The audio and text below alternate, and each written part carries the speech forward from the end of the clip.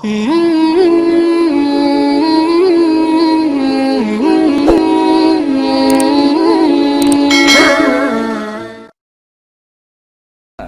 kita tahu dalam bab fikih, perkhilafan ulama itu rahmat. Ya, saya ulang lagi, perkhilafan ulama itu rahmat. Contohnya ya ini, saya ulang lagi ya. Nomor 11 itu. Wasani asyar iku assalamu. Ya, terus di sini disebut wa aqalluhu iku assalamu alaikum, pakai assalamu alaikum. Wal ashahu ta kaul sing ashah iku jawazu salamun alaikum, olahe nglafatno mu salamun alaikum. Terus kultu Dewi Imam Nawawi al-ashah al-mansus la yujzi'uhu wallahu a'lam. Jadi menurut Imam Rafi'i boleh salamun alaikum, tidak pakai apa? Al. Itu juga diklaim sebagai al-ashah. Tapi menurut Imam Nawawi yang al-ashah harus assalamu alaikum, tidak boleh salamun alaikum. Terus wallahu a'lam wa annahu la tajibun niyatul khuruji. Jadi ketika Anda salam tidak harus niat keluar dari apa? Salat. Dengan kamu salam berarti otomatis keluar dari apa? Salat. Nah, ini menjadi problem menurut pemikiran banyak ulama, karena ketika masuk salat harus niat masuk salat.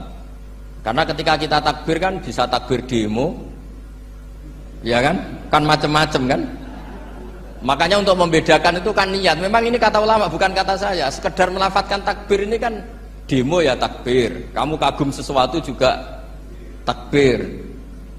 Orang Indonesia itu kadang orang nggak sholat pun bilang subhanallah, memang sudah jadi bahasa nasional. Kalau kaget tuh bilang subhanallah. Saya punya kenalan Cina itu kalau punya uang ya mohon alhamdulillah. Tak tanya kok bilang alhamdulillah. Orang-orang Islam tuh kalau seneng bilang alhamdulillah. Yang ribet itu kubu sebelah. Kalau orang NU mau layasol itu mana tanya, Gus itu doa orang makan gitu. Kok bisa? Biasanya orang NU kalau makanan sudah keluar mau layasol, ribet kan? Aduh repot itu. Jadi kadang-kadang wiridan itu sudah jadi bahasa nasional. Jadi Cina orang nggak sholat tuh kalau punya uang ya bilang alhamdulillah.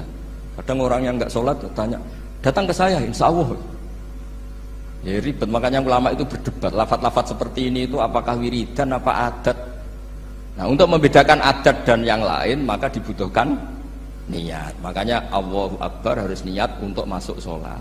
Nah, normalnya salam juga harus niat keluar sholat, biar karena masuknya niat ya keluarnya harus niat. Itu menurut sebagian ulama. Tapi sebagian yang lain enggak lah, kalau selesai tidak perlu niat. Tapi tadi sebetulnya ada problem, jangan-jangan salam ini salam adat. Kebetulan ada temannya masuk terus bilang assalamualaikum, nanti temannya jawab waalaikumsalam.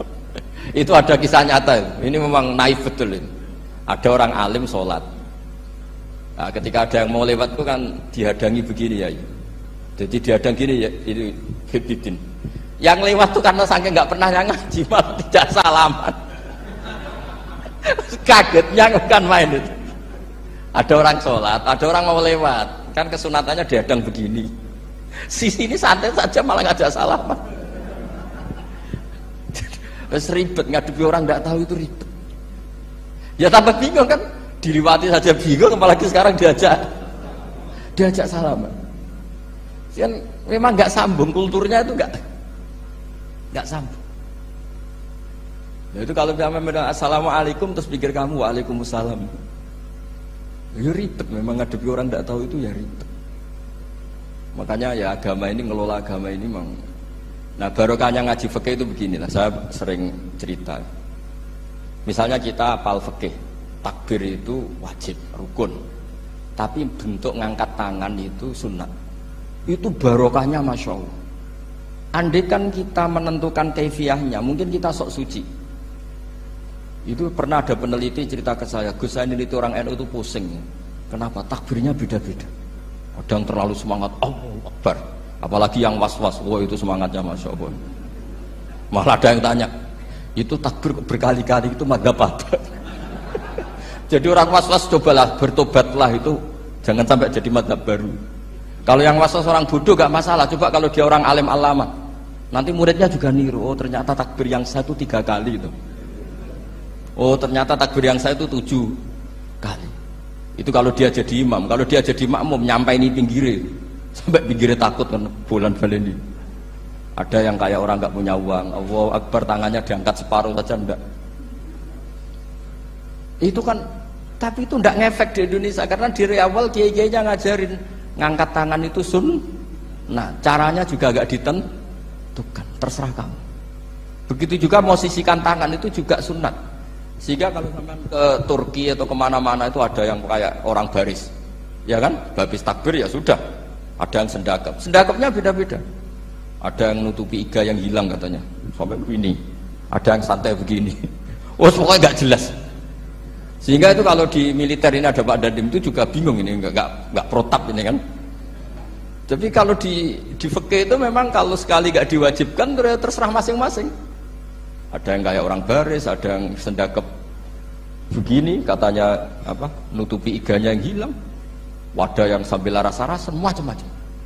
Tapi barokahnya ilmu fikih itu diputuskan memang dari awal tidak wajib. Yang wajib itu takbirnya.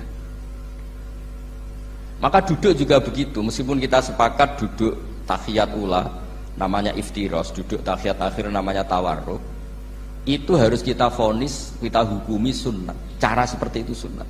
Wa ayyu qu'udin qa'ada sohat sholatu, seperti kemarin di Minhajul Thalibin, dengan duduk gaya apa saja sholatnya tetap sah. Sehingga kalau kita di Arab misalnya pas haji, orang Arab itu memang ya agak kacau. Orang Indonesia itu kalau sholat duduk itu kan memang benar-benar sakit sudah agak mau mati, itu benar-benar sholat baru duduk. Orang Arab itu enggak, sholat duduk pakai kursi, soft itu enggak ada orangnya, ada kosong, itu jalan kaki kursinya di bawah. Wong bawa kursi kuat kok sholat duduk. Kalau orang Jawa kan, saya juga iskal, orangnya kalau bawa kursi kuat dipindah-pindah tapi kok sholatnya. Kalau orang Jawa agak kebayang, kalau sholat duduk emang bener-bener sakit. Terus saya pernah ditanya lagi sama orang, Gus, di Mekah itu kok banyak orang bawa HP, terus kalau ditelepon diangkat soli, itu mazhab apa? Mazhab geblek kata saya. Tapi ini kan orang Arab, kan seakan-akan terus mewakili internasional kan, karena pusat banyak tuh. Ditelepon digoleki telepone wong sak akeh golek ini tok wis kangelan ya. Warang ketemu soli paten. Nah, kita kan diajarin di kiai-kiai Indonesia kalau itu membatalkan apa? Salat. Jadi ribet. Nah, barokahnya kitab-kitab seperti ini, meskipun kita di Indonesia itu mengikuti panduan yang diarahkan atau yang dibagukan oleh ulama-ulama dulu. Nah, Indonesia itu makanya berkah. Saya sering ketemu ulama Mekah itu kalau muji haji Indonesia luar biasa. Bukan sekedar sopannya, memang cara hajinya itu nyari kaul yang disepakati itu sah. Karena memang dilatih KBIH, dilatih Kemenak, masih dilatih kiai setempat. Meskipun niatnya ya kadang tidak baik. Saya pernah tak tanya, kenapa kamu latihan haji sebegitu? Kalau sholat kok enggak? Sholat gak sah, gak apa-apa, Gus, gak bayar, ini kaji. Oh, ternyata dia itu sholat bedino ratau kursus baik kulon. Bareng apa kaji oleh takok tenan, tak takok. Oh, sholat kira tahu takok, nak kaji kok takok. Nak sholat rasa gak iman, Gus, gak bayar, ini kaji. Cuma sebenarnya kurang ajar kata saya. Jadi ternyata sekarang terkuak. Kenapa orang-orang awam itu kalau kaji kok semangat belajar? Semangatnya sama dengan sholat apa di bawah haji jauh sholat itu? Berpuluh-puluh tahun sholat itu dengan gaya yang nggak ada perkembangan. Tapi haji pisan langsung keren. Ternyata karena bayar ya. Apa perlu ditiru? Sholat harus bayar supaya ini supaya. Ya itu alasannya itu. Nak haji rasa berat Gus, kamu bayar Gus. Nak sholat rasa nggak bayar wae maksudnya. Padahal kalau kita ngikuti as-sholat imaduddin, sholat dengan haji itu afdal mana? Afdal sholat, harusnya lebih serius belajar sholat ketimbang belajar haji. Tapi setahu saya nggak ada kan KBIS itu, kelompok bimbingan ibadah sholat. Jadi ini kritikan saya, semoga didengar ya, cobalah. Padahal ini Raden Asnawi yang dikarang pesolatan, supaya orang itu sholatnya benar, ya sholatnya benar.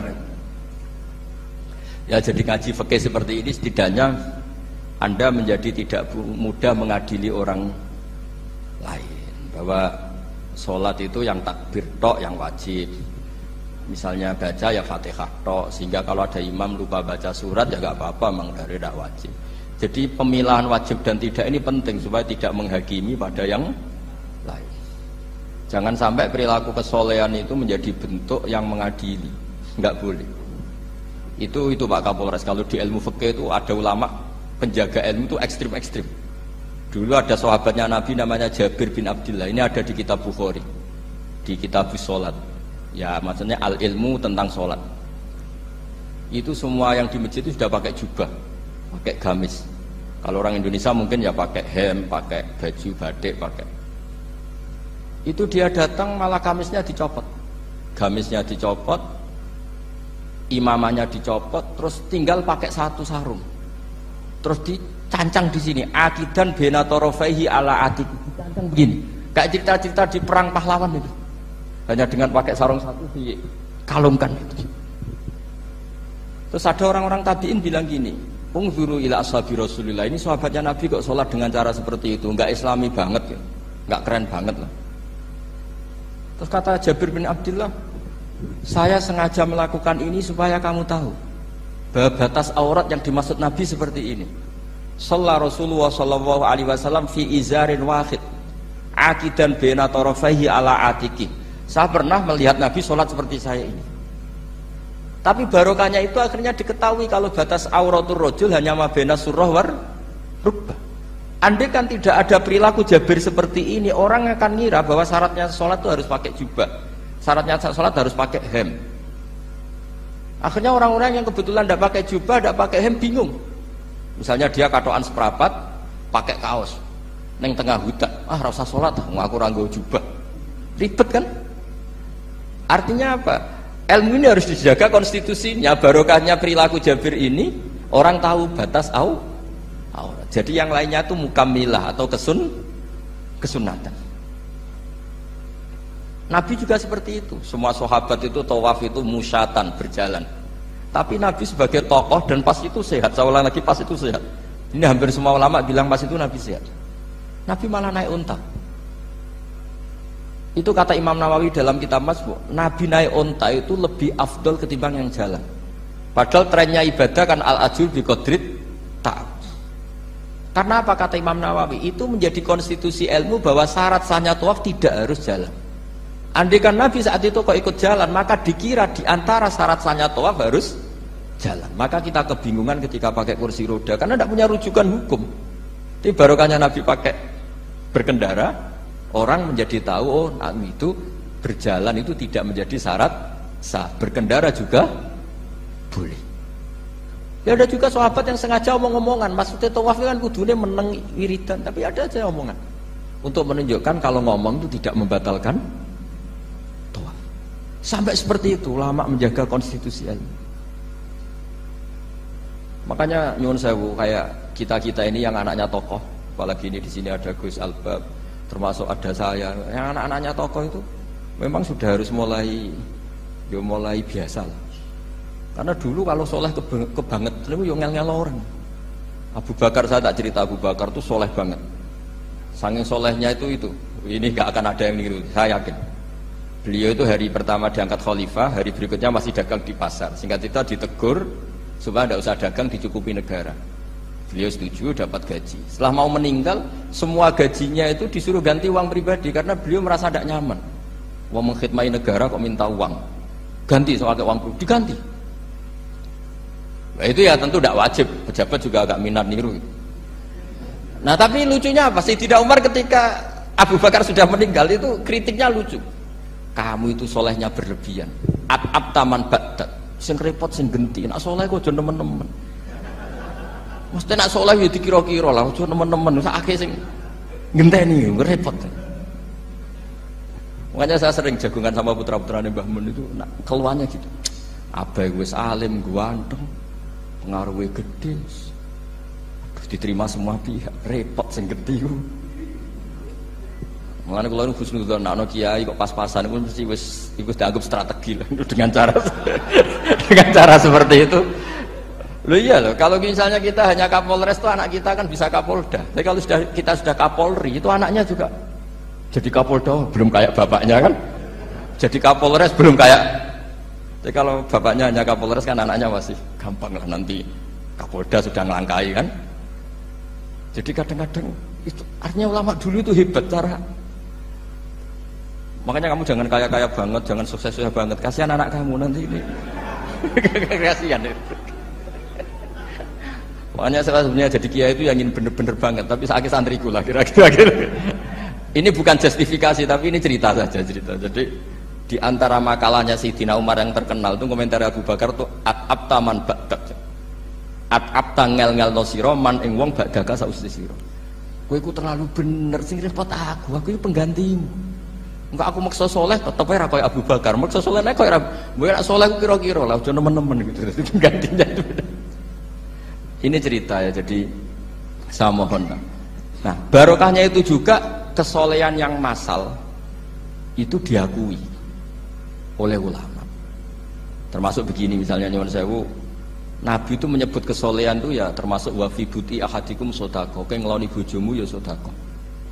Ayati ahaduna syahwatahu wa walahu ajrun. Masa urusan gitu dapat pahala ya Rasulullah? Jawab Nabi enteng. Ali salawadu'aha fi haramin akana alaihi wisrun, kalau dia begitu sama selain istrinya kan dosa. Ya berarti kalau sama istrinya ibadah, tidur ya ibadah, kumpul istri ibadah, bercengkrama sama keluarga ibadah. Akhirnya ulama bikin satu hukum yang luar biasa. Di antara hukum yang di kitab usul fikih itu begini. Mubah itu tidak ada.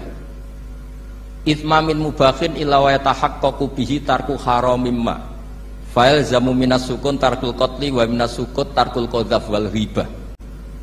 Sehingga kita ulama misalnya melihat orang kampung sekatokan seprapat ning omah ngomel mbek bojone, mbok ngomel mbek anake, ini luar biasa karena ndak di diskotik, ndak di tempat-tempat yang seperti itu. Ana wong ning omah nglamun rokokan wis delok tikus liwat misalnya. Lumayan ra delok gambar porno. Itu ada ulama yang berpikir itu karena tidak ada sesuatu yang mubah kamu lakukan kecuali saat itu Anda meninggalkan keharaman. Makanya kata ulama mubah itu tidak ada karena saat melakukan mubah artinya Anda tarkul haram. Wa tarkul haram wajib, berarti fal mubah wajib. Sehingga ulama misalnya sampean turu mulai barisan nanti subuh, hadza taraka zina wa taraka sariqah wa taraka kadza wa kadza. Semoga malaikat pakai usul fikih itu. Kalau malaikat pakai usul fikih itu, kamu tidur habis isya sampai subuh, hadza tarokal ma'asi kasirah. Nah, yang ribet kalau malaikatnya bagian khusyuk, hadza tarokat tahajud wa tarokal witro wa tarokal itu ribet itu. Nah, kita semoga malaikatnya yang percaya pendapat tadi. Jadi ada dua pandangan, ada ulama mengatakan mubah itu tidak ada karena tidak ada orang yang sedang melakukan mubah kecuali saat itu pasti meninggalkan keharaman. Makanya ini sirinya kenapa dulu kiai-kiai top itu sering jagungan. Orang tahu semua lah, Mbah Zubair sering jagungan, dulu Mbah Tur yang sering jagungan di depan Masjid Menoro. Karena ingin mensuasanakan bahwa untuk menikmati hidup itu tidak harus dengan keharaman. Jagungan mbek konco ya seneng, gejul-gejulkan mbek konco ya seneng. Ini anggap saja perlawanan terhadap supaya tidak nikmati maksiat. Wa qutbu hadzal al-istidzad bil mubahat, kata Imam Ghazali. Inti beragama ini adalah nikmati sesuatu yang dihalalkan oleh Allah Subhanahu. Coba ketika orang lain bisa nikmat kalau harus ke tempat-tempat maksiat, kamu cukup nikmat ketemu konco gejol-gejolukan zaman mondok podo melarate, terus diterusno saiki yo jek melarat, terus cocokan melarat, itu kan keren loh. Keren. Siji tok diusir mertuane, siji tok diusir IP ini terus cocokan. Ndak kowe piye Kang, gak apa-apa sabar kabeh kodok kodar wae Kang. Oh itu ibadah yang luar biasa ya. Mergo ridho sama kodok kodar, dia tidak perlu cari nyuwun sewu hiburan yang maksiat. Nah, saya berharap ulama-ulama Indonesia itu mengikuti jejak ulama dulu. Ulama dulu itu kalau ibadah itu ya seperti itu. Jadi jangan hanya melihat ini semalaman kok tidur, tidak witir, tidak tahajud. Oke, dia memang nggak afdol, nggak sempurna lah, macam kiai pas-pasan naik kan. Tapi ya jangan lihat tarokal witro wa tarokat tahajud, tapi kamu juga harus lihat tarokal dahab ila nikla wa tarokat dahab ila mahalil mak. Siapa yo sekali-kali muji orang susahnya apa sih? Suudzon itu dikurangi, sekali-kali muji orang lah. Jadi kalau ada orang tidur, hada tarokal maasi, alhamdulillah. Meskipun ya rada damu-amu sithik tarokal maasi wa tarokat taat. Ya sudahlah nggak apa-apa lah tapi.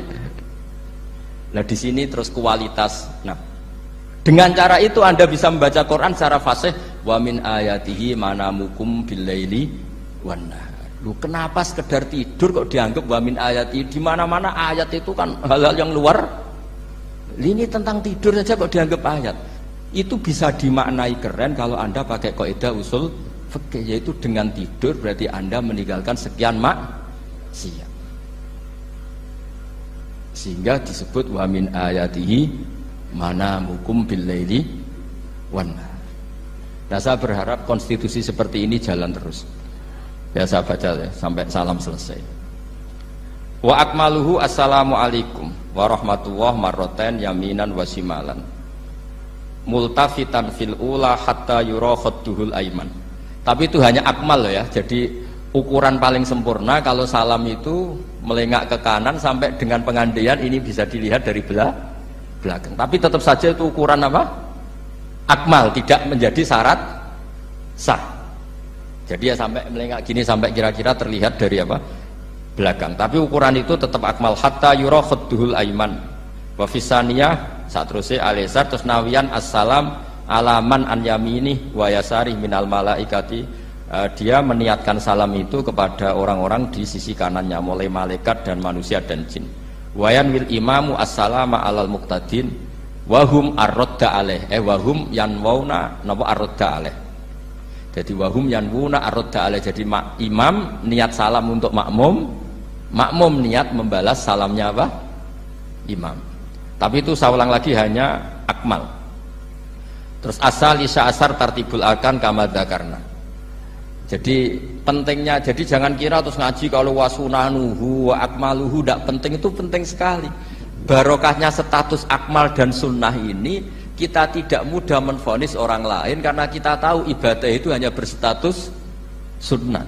Coba kalau nggak ada ketentuan itu, kita akan mudah menyalahkan orang. Salam kok orang melengak belas itu sholatnya sah atau orang? Padahal dari awal melengak itu statusnya hanya sunnah.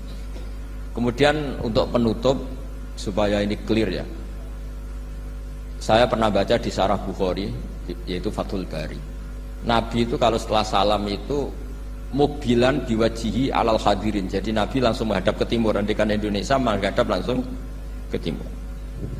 Tapi uniknya para syurahul Bukhari itu menganggap itu tidak satu sunnah yang tidak jadi satu sunnah yang permanen. Tapi kata para syurahul hadis, siapapun boleh melakukan gerakan yang bisa memaklumatkan kalau sholat itu selesai. Saya ulang lagi ya, jadi Nabi menghadap ke timur kalau di konteks Indonesia itu sebagai bentuk maklumat, ini loh sholat saya sudah. Karena takutnya apa? Orang yang dari jarak 2 kilo 3 kilo ingin makmum sama Nabi, andaikan Nabi tidak menghadap ke timur, tetap posisi seperti sholat menghadap ke kiblat, maka orang dari luar mengira Nabi fi sholatin. Ya, Nabi masih dalam. Bahayanya apa? Kalau orang ini langsung takbir usolli fardhu zuhri misalnya makmuman, ternyata Nabi sudah sholat, berarti sholatnya nggak sah. Kenapa? Irtibatus sholat atau robtus sholat biman huwa laisa fi sholatin. Dia menggantungkan sholat dengan orang yang sudah tidak, dan itu bahaya sekali. Masa kamu sholat makmum sama orang yang sudah tidak? Nah semenjak itu terus ada aturannya ulama, siapapun yang jadi imam harus memaklumatkan diri dengan cara apa saja supaya menunjukkan kalau sholat itu selesai. Makanya adat kiai-kiai kita tetap menghadap kiblat tapi namanya astagfirullahaladzim. Itu sebetulnya memaklumatkan. Lo nak niat banter nyentak pangeran masuk istighfar biantre gak sopan belas astagfirullahaladzim. Itu sebetulnya itu memang maklumatkan iki lho jong salatku wis bar. Nah aku apa makmum masbuk sing ijek sholat atau cuma makmum aku gitu. Terus ada yang separuh-separuh ya, tidak madhep wetan, madhep ngulon, madhep ngalor. Itu ya sedengan gitu, maksudnya sedengan. Karena memang kata Syurahul Bukhari butuh itu apa? Imam punya gerakan yang menunjukkan kalau sholatnya itu selesai supaya nggak dikira fi sholatin kemudian ada yang ya clear ini ya. Jadi tidak perlu diperdebatkan kenapa sih ada yang menghadap timur, ada yang menghadap ke utara, ada yang tetap menghadap ke kib. Itu nggak perlu diperdebatkan, itu semuanya ada ilmunya, yaitu filosofinya apa? ada gerakan yang menunjukkan kalau dia sholatnya selesai supaya tidak ada yang ikut. Sekali ada yang ikut berarti nanti apa? Rabtus sholati biman laisa fi sholatin, yaitu menggantungkan sholat dia dengan orang yang hakikatnya sudah ada sholat. Ya nyuwun ngapunten sangat. Assalamualaikum warahmatullahi wabarakatuh.